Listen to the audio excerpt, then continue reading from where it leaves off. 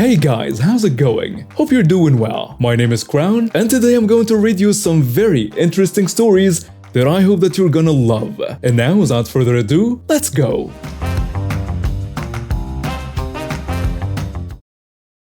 Set the Wayback Machine to the year 2000. I'm living in a crappy apartment over a storefront, so parking was limited. Now this was the middle of the winter and I didn't have a car at that period in time, but my girlfriend at the time did. She was coming over in a couple hours, and finding parking on the streets is a gamble. So I wanted to dig out the parking spot for her out of the snowbank in the alley behind my building.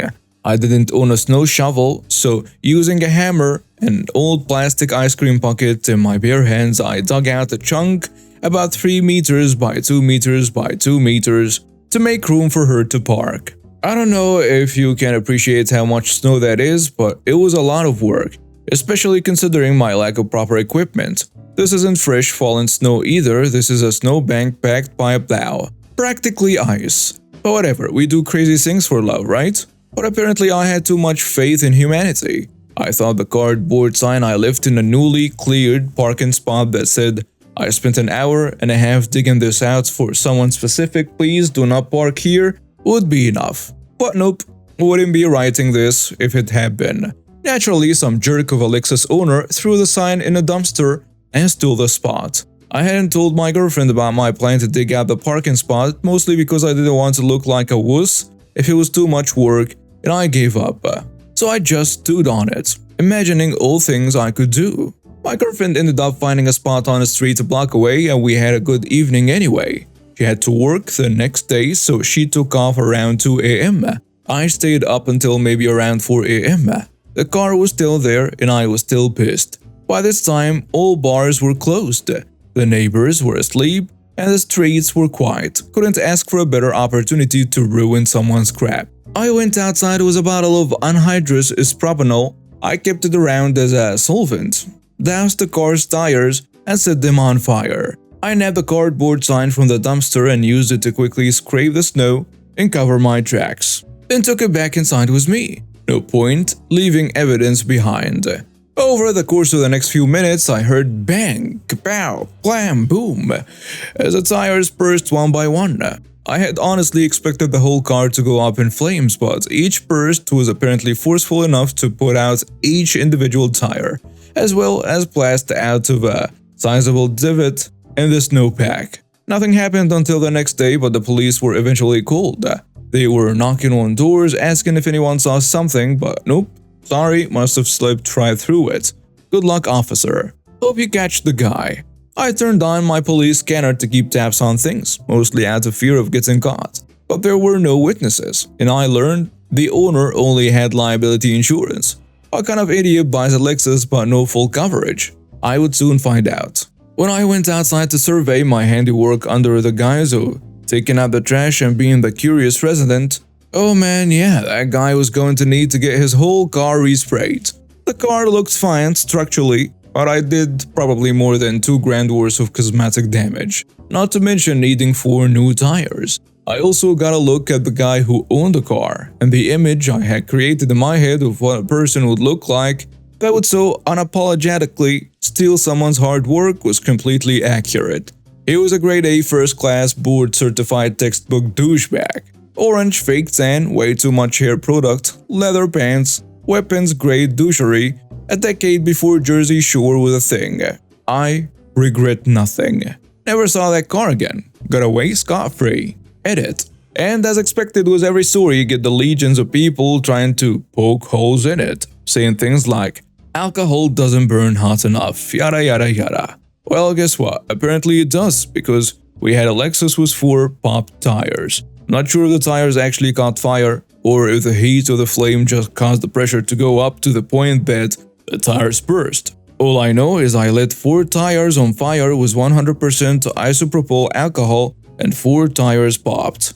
If someone wants to do the math and figure it out, fine. Edit 2. To address some further comments, it was indeed a small bottle of isopropanol, no larger than 1 liter. It wasn't like I made sure to thoroughly saturate the tires. I was aiming to get in and out without getting caught.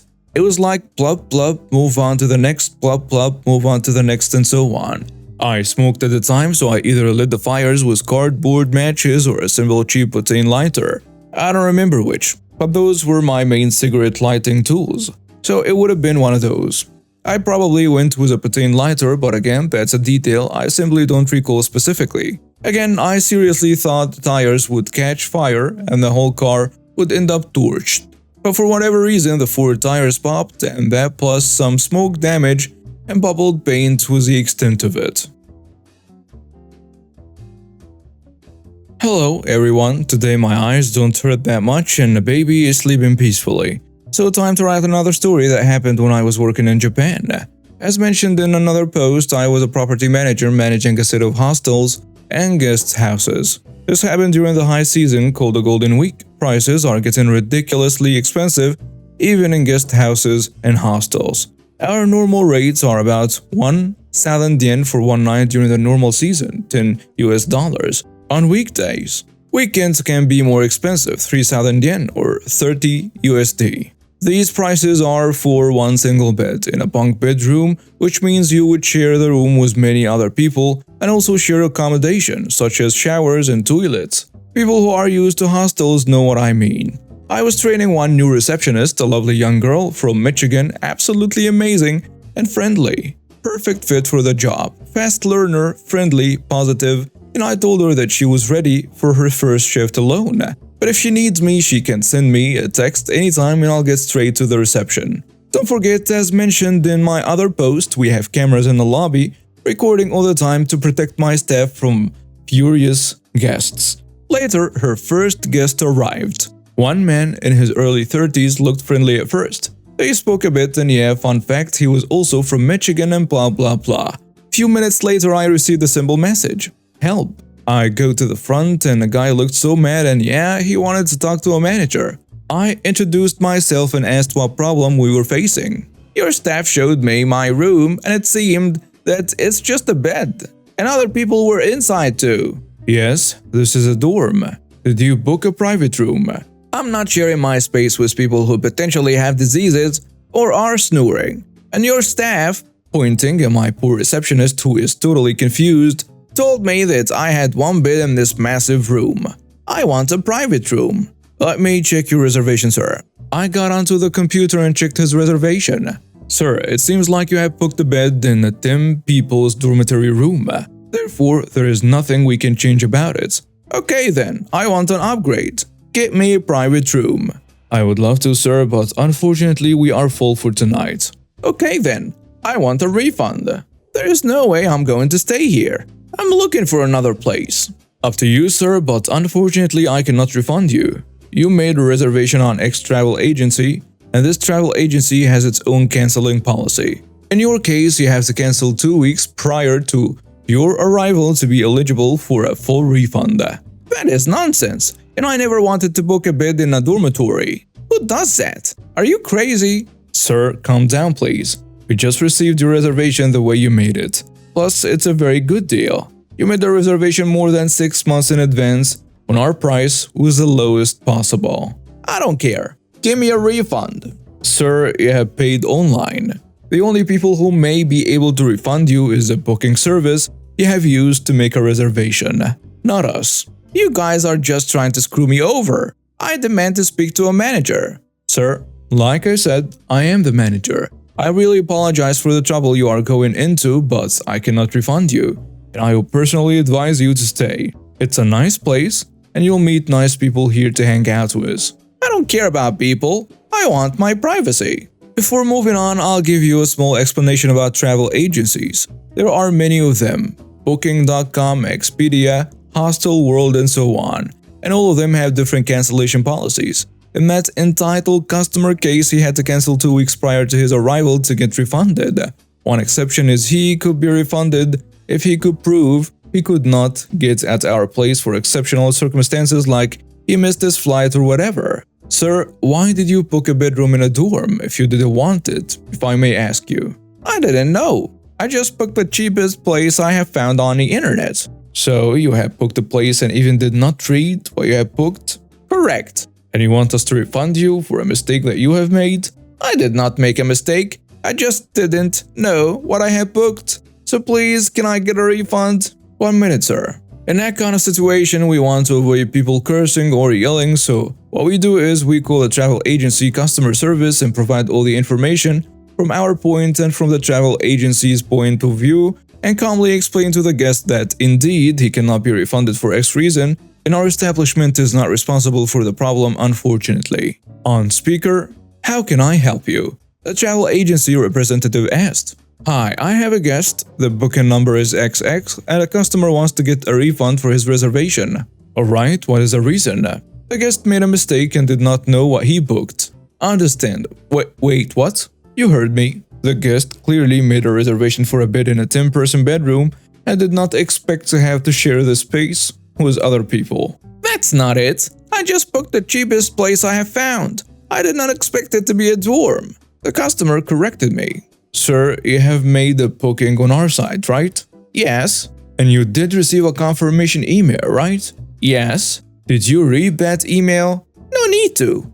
All these emails are the same anyway. Sir, we are sending those emails also to make sure that you know what you have booked for. If you did not read your reservation, the establishment cannot be responsible for that mistake, and unfortunately the refund cannot be processed. That's nonsense. Anyway, I want to cancel it. This place sucks. I am not staying here anyway. Sir, really, I don't want to sound rude, but I would strongly advise you to not to cancel. Prices are crazy right now. The single bed you have on your reservation costs you only 1,000 yen plus tax. The price at the moment is about 12,000 yen per night for one bed in dorm rooms in most hostels. That's like $120. Nonsense. You just want to take my money away. Please, sir, try not to swear. We all remain polite so far. I want to cancel this reservation right now. I go back to the travel agency representative and said, you heard it. Guest called X with a reservation number X wants to cancel. I will therefore cancel the reservation according to the guest wish. Confirmed. Guest called X with a reservation number X will have his reservation cancelled. Have a good day. The customer grumbled and then swore before leaving. I'll get my money back one way or another. Your place sucks anyway. Service is terrible. I exchanged some eye contact with the poor receptionist as the guest stormed away. Don't worry, not all guests are like that. I said, don't worry, not everyone in Michigan is like that. She replied. We laughed and got back to business. Epilogue. It was now 7:30 p.m. raining so much and guess who came back? Sorry for what I did earlier, I got a bit carried away. Could I still have my bed? The entitled customer asked. Sorry sir, as you requested, your reservation has been cancelled. And someone already made a reservation. We are totally full. But where am I supposed to sleep? Everything is either too expensive or fully booked. In Japan, you can sit in some places such as McDonald's and internet cafes, but you need to order food. And of course, these places cannot be held responsible for your belongings. I wanted to be fair and gave a few addresses to him for hotels that may have availability. We sold a bed which was basically 1,000 yen for 15,000 yen. He sent some email to the travel agency stating that he never came to our place nor to Japan. A travel agency emailed us back, and I simply sent the footage about the conversation we had during the afternoon.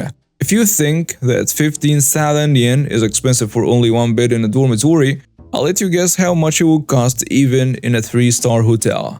Enjoy your stay in Japan. I, 30, think obsessions are normal. And my girlfriend, 35, has one. Kate's obsession has to do with the 60s. Kate is a nerdy and intelligent person. She has a PhD and works as a college professor. Whenever she's not working, she's always researching about the 60s and knows a lot about that period. My own mother was born in the 60s and even Kate knows more than her. Personally, her obsession is cute. Whenever she talks about the 60s, I've noticed she's always happy and she smiles. And it just makes me happy that she's happy. This year, after being in a relationship for 3 years, Kate and I decided to move in together. We've decided that we're having a Christmas party. This is where I may be the jerk. Back in November, I got in touch with a friend whom I hadn't seen for ages due to our schedules constantly clashing. And we finally had a date where we could both meet up for some coffee. During our meeting up, we were asking about each other's family and he asked how Kate was. I explained Kate was doing well and she was promoted at work, and to celebrate I'm taking Kate and her friends on a surprise night out to celebrate her promotion is I'm proud of her. He kept talking back and forth about each other's partner, and I mentioned Kate is working on a new project at work and it involves 2 other colleges collaborating, so she's really pleased with that. I also stated Kate is doing a research project about the 60s in her own time, so she's really busy. This friend of mine was already invited to our Christmas party well in advance, and most of the comments he made were nasty and will probably get me banned, so the nicer comments he made included, "She's such a weirdo. I'm personally surprised she's even in a relationship considering the fact she's a nerd. Her obsession is so weird it's amazing she still has friends."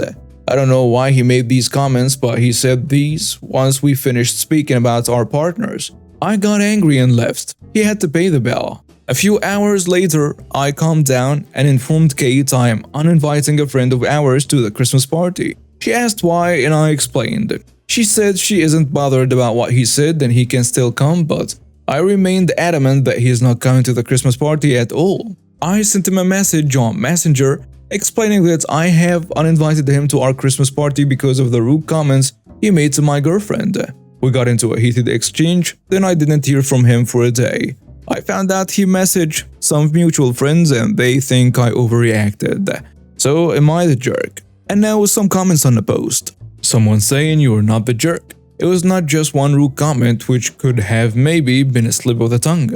There were many, and they were mean and severe. Why would you want to spend time with someone who views your partner that way? It's too much for Kate to let it slide, but I'd stand my ground. Another commenter adds, "Not the jerk, and Kate sounds awesome. I was born in 75 and have been obsessed with 60s culture since I was a kid. In my early 20s, a friend's mom mentioned to me that she would be glad when a friend and I grew out of our hippie phase. And my mom told her I have been like that since I was a little kid and she didn't think it was a phrase."